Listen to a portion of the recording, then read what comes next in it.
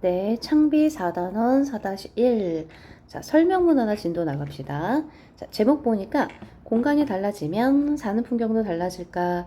공간에 따라서 사람들의 삶의 모습이 달라진다는 내용이겠죠. 자, 이 글은 설명문입니다. 자, 설명문 같은 경우는 중간중간 설명 방식, 자, 어떠한 설명 방법을 동원해서 전개하는지가 중요한 문제가 됩니다. 당연히 디테일한 정보들은 다 챙기셔야 돼요. 마을은, 자, 이 소제목 한번 봅시다. 마을의 변화. 이렇게 소제목을 빈칸으로 처리하고 문제를 출제하는 경우도 많습니다.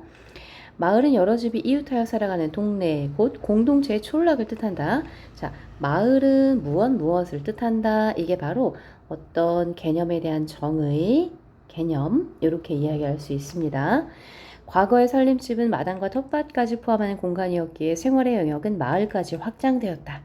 이러한 구조는 농경 생활의 필수적인 이웃 간의 정보, 노동력, 생산품의 교환을 쉽게 해주었다. 자, 과거의 살림집의 공간 영역에 대한 설명과 자, 요것들이 왜 필요했었는지에 대한 이유가 나와 있죠. 과거의 집과 달리 현대의 도시사회의 집은 개개인의 개별적인 공간으로 존재한다. 오늘날 우리는 개인 공간인 집을 나와서 복도, 현관, 주차장 등의 공간을 빠르게 지나쳐 직장이나 학교에 가고 또 어딘가로 볼일을 보러 간다. 마을을 중심으로 하는 여러 사람의 공간을 공유하던 과거와 달리 현대 도시에는 이웃과 공유하는 공간이 적어졌고, 자, 공유하는 공간이 없고 있더라도 비어있는 데가 많다. 무엇이 달라졌기에 이렇게 변화한 것일까? 의문을 통해서 설명하고자 하는 화제를 제시한다 라고 보시면 됩니다. 자, 그리고 가와 나는 과거와 현재를 비교해서 대조, 차이점을 중심으로 이야기하고 있는 문단입니다. 중간 1. 모여 사는 마을. 마을은 두 가지 속성을 내포하고 있다. 우선 지역사회를 기반으로 사람들 사이에 관계가 형성돼 있어야 하고, 물리적으로 개인의 공간과 공공의 공간 사이에 중간적 성격의 공간이 있어야 한다. 자, 마을은 일단 첫 번째 관계 형성, 두 번째 개인의 공간, 공공의 공간, 그리고 그 중간의 공간이 있어야 한다. 이 공간을 사이 공간이라 하는데, 이는 통행을 목적으로 하는 공간이라기보다는 주민들 사이에 사적 관계를 형성하는 공동의 영역. 자, 주민들 사이에 사적 관계를 형성하는 공동의 영역이 바로 뭐다? 사이 공간이다.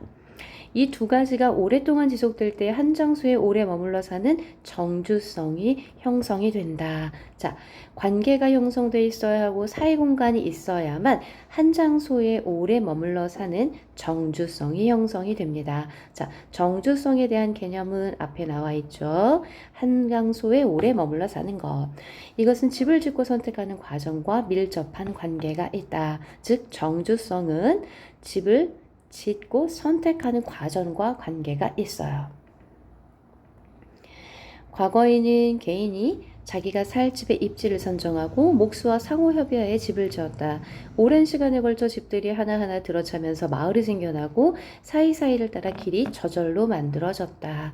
과거의 마을과 집이 형성되는 과정입니다. 개인의 주거 공간을 한정하는 담과 담 사이의 사이에는 길과 공터가 있었다. 전통 주거지의 길은 큰 길에서 안길로 뻗어나가고 그 길에서 샛길로 뻗어나가는 방식이었다.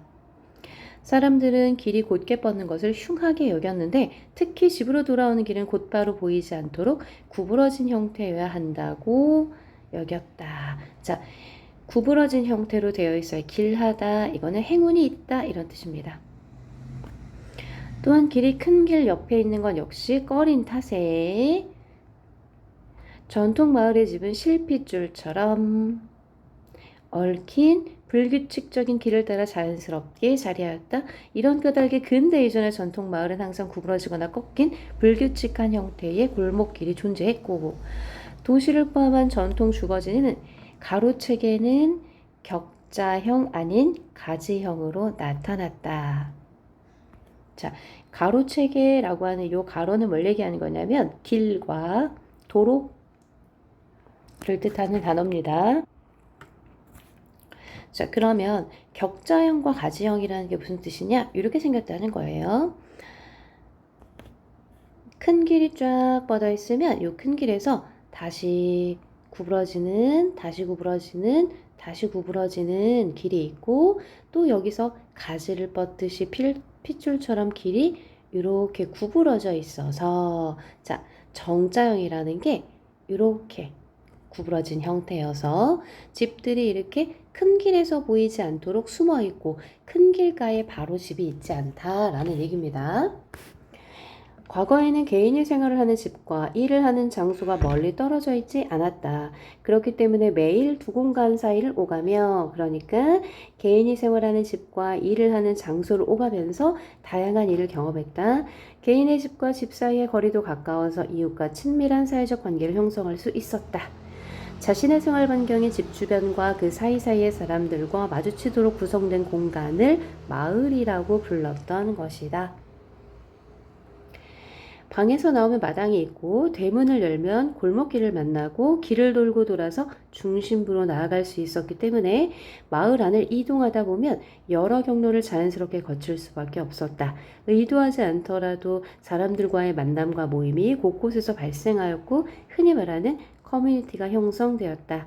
집의 형태는 따로따로였지만 집 안팎을 살펴보면 모여 살 수 있는 구조였다. 자, 여기까지가 바로 과거 주거 형태와 그들의 삶의 모습이 나오고 있죠.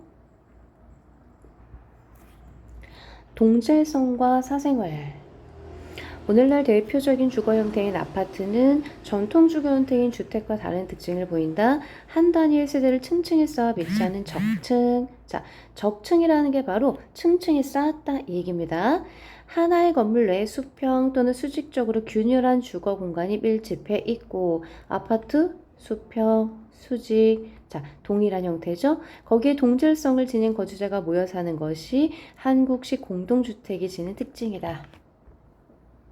자, 여기서 말하는 동질성이라고 하는 건 뭐냐면 요 한 아파트에 모여 사는 사람들은, 그러니까 가장 크게는 가격, 주택의 가격이 비슷하게 같잖아요, 거의. 그러니까 경제적인 여건이 조금 비슷하거나 또 그 주변에 이동해야 하는 필요성이 비슷한 사람들이 모여 살게 되겠죠. 이러한 공동주택의 등장은 공동체적 관계를 변화시키는 중요한 원인을 제공했다. 공동주택, 즉 아파트에는 사이 공간이 없습니다. 아파트에 사는 사람들은 공동의 현관을 통과한 다음 승강기, 복도를 거쳐 개인 공간으로 들어가고 사생활에 최대한 보장되는 공간이며 형태나 외관만 보면 모든 같은 공간에 사는 유사한 집단으로 보이지만 생활 모습은 공유할 만한 것이 거의 없다. 교류도 없죠. 사이 공간이 없기 때문에 아파트 단지라는 인위적인 마을에서 상징적인 결속력만 확보하고 있을 뿐, 형식적인 결속력만 있을 뿐 사람들이 충분히 소통하지 못한다. 단지와 단지를 구획하는 울타리, 보안과 감시로에 설치된 CCTV, 외부인을 통제하는 차단기, 비밀번호를 눌러야만 하는 견고한 출입문, 즉 사이 공간은 부재하고 개인적인 공간으로 들어가는데 반드시 거쳐야 하는 어떤 안전망들만 있어요. 주거지의 울타리는 우리 범주를 규정하는 영역 만들기 역할을 한다. 단지 내부의 동질성을 지닌 사회계층이 거주하는 게 현대 주거지의 특징인데, 외부와 차별성을 갖는 고급 단지일수록 그 울타리가 견고하다. 들어가기 위해서 거쳐야 하는 것들이 훨씬 더 많아요. 그러나 외부의 단절뿐만 아니라 내부에서도 이웃과 만나기 위한 공간과 행위들은 찾아보기 어렵습니다. 대부분 다 단절돼 있죠. 좁은 공간에 수많은 세대가 다닥다닥 붙어 겉으로는 삭막해 보이지만 일단 현관문만 열면 아늑한 주거 환경이 펼쳐집니다. 반대로 현관문 하나만 잠그면 집 전체가 바깥 세상과 완전히 격리됩니다. 가족만의 성역에서 누구라도 예고 없이 방문할 수 없고 이웃과 친척이라도 문을 열어주었을 때에만 들어올 수 있습니다. 개인주의적 성향과 잘 맞아떨어지는 구조죠. 사생활 보호가 이렇게 철저하지만 같은 단지 내에 공동의 목표를 추구할 때는 집단의 힘을 발휘하기도 합니다. 단지의 이익과 관련된 것이라면 입주자의 부녀회 같은 커뮤니티를 통해서 의사를 표현하고, 아파트 단지의 결속력과 질서는 이해관계 일치에서 비롯됩니다. 이해관계라는 게 경제적인 이익과 경제적인 손해를 중심으로 이루어진다는 얘기죠. 전통 마을에서는 이웃의 손을 빌려 개별적으로 집을 지었고 자연스럽게 한 요소가 됐지만 아파트는 전문 건설자들이 완성한 것이어서 취향과 요구가 반영되기 어렵습니다. 자, 대조, 차이점을 중심으로 이야기하죠. 수천 세대, 심지어 수만 호가 일시에 건설돼서 하루아침에 한 동네 사람이 되기도 하죠. 이런 변화는 요즘의 단지과 과거의 마을을 대신하는 공간 단위가 되었습니다. 그래서 전통 마을과는 달리 현대에 주어지는 급조된 그냥 빠르게 만들어진 공간입니다. 끝 공간과 사는 풍경. 한 사람 하나의 주거 공간이 차지하는 면적이 계속 증가해왔음에도 불구하고 사람들은 지금 자신이 사는 공간이 과거보다 좁고 답답하다고 느낍니다. 소통이 활발했던 과거와는 다르게 사람과 사람 사이의 만남과 교류가 어렵기 때문에 많은 사람들이 살고 있는 아파트 단지에는 놀이터, 조경시설, 주차장 이런 공간이 조성되어 있습니다. 하지만 단지 내에 보이는 사람들은 어른들, 어르신, 아이들, 젊은 부모들, 잠깐 나온 아이들, 즉 이와 같이 외부 공간은 이동을 위해 지나가는 통행에 불과할 뿐 자연스럽게 알아갈 수 있었던 사회 공간과는 다르죠. 주거 공간의 변화가 사람들 사이의 풍경에 미친 영향은 앞으로 만들어갈 공간을 고민하는 까닭이 됩니다. 자, 그래서 주거 공간의 변화로 인해서 사람들 사이의 교류가 어렵고 그다음에 조금 더 단절된 삶을 살게 되었다.